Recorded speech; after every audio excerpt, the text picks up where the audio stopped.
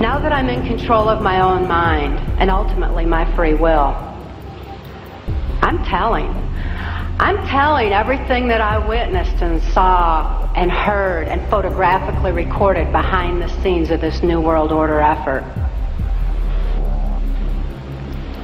These criminals that are in control of our country operate on the philosophy that secret knowledge equals power. Lampe, Missouri was a place where I heard George Bush and Bill Clinton talking, where from the point of view I had, they certainly were friends, and they didn't recognize any party lines between them. That's something for the, a smoke and mirrors illusion for the public. It's not something they adhere to, because they had exactly the same agenda, and that was for bringing in this New World Order. For as intelligent as these perpetrators are, they're limited in their thinking by their own immorality. They don't have wisdom, they don't think deep, and they never considered the strength of the human spirit. It's time for truth to prevail. It's time that these truths were brought to light for the sake of humanity as we know it. The kind of long-term name going right back of this conspiracy is the great work of ages. It's used religion for its own ends, it's used science for its own ends, it uses any vehicle for its own ends. It does not have a party line, it does not have a basic religion, it just uses whatever vehicle is necessary to manipulate and control. What the New World Order means is the creation of one world government to which all nation states would be subordinate, one world central bank, one world currency that wouldn't be physical money, it would be credit, one world army, and as I'll come to later, a microchipped population.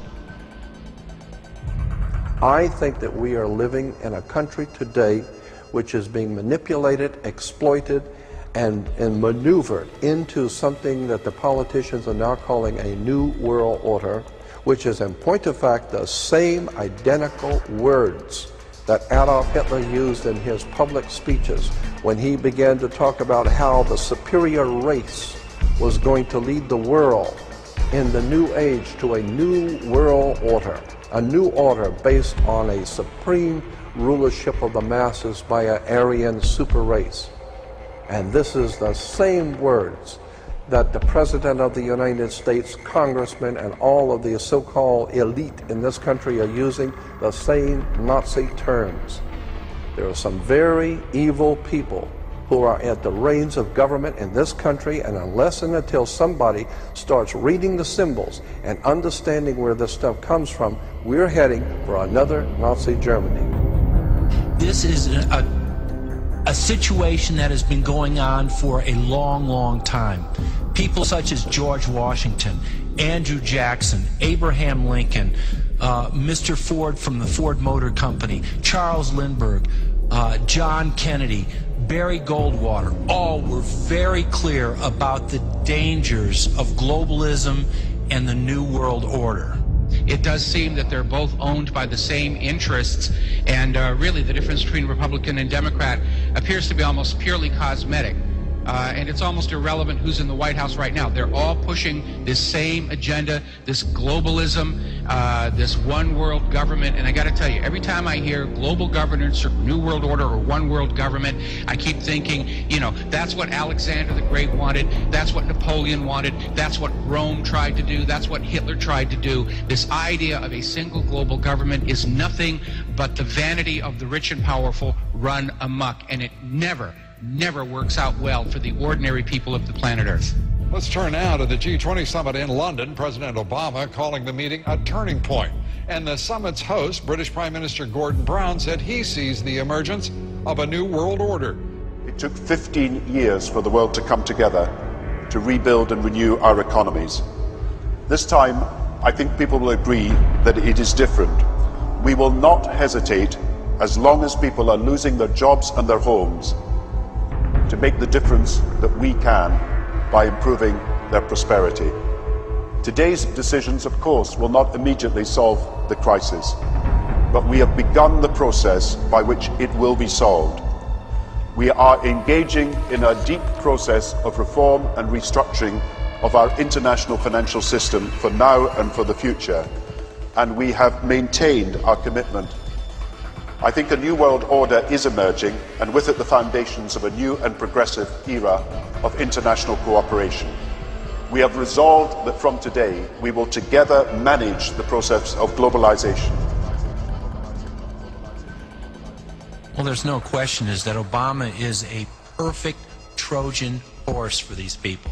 He is the most charismatic, he's the most articulate, he's just awesome. He was the perfect pick by the Illuminati to carry their water. And that just makes the game a lot more interesting, and it makes it a lot more dangerous, because if Brother McCain had gotten elected, it would have been easy to pick him apart. And I agree with Alex, at this time, we need to set our priorities, and we need to stay focused, and we need to keep on track of what's really important, because survival is what it's all about right now. Well, you've heard the information and possibly read it in The Biggest Secret at greater length also. The question is, what are we going to do about it? That's entirely up to you as an individual and me as an individual. As someone once said, what you think of me is none of my business, and it's not. This is just information, make of it what you will. But what we make of it and what we decide to do in the light of this knowledge will decide the kind of world that we and our children are going to live in the next few years and beyond. The Chinese have a word that means at the same time both danger, crisis, and opportunity. And that's the situation we're in now. Yes, there's a crisis. Yes, there's a danger of this global fascist state becoming reality, but it's also an opportunity to wake up and make the change that will turn this planet from a prison into the paradise it once was and the paradise it will become again. And that is about choice. Choosing what we do as a result of what we know. And to change, as Bill Hicks said, doesn't need big bank accounts. It just means a choice right now between fear and love. Fear is the four-letter word that has controlled this planet and this human race for thousands of years. Love is the word that will set us free. And that's the choice we face now. And the world that those two choices will create will be so different as to be unexplainable, the chasm between the two, a prison or a paradise.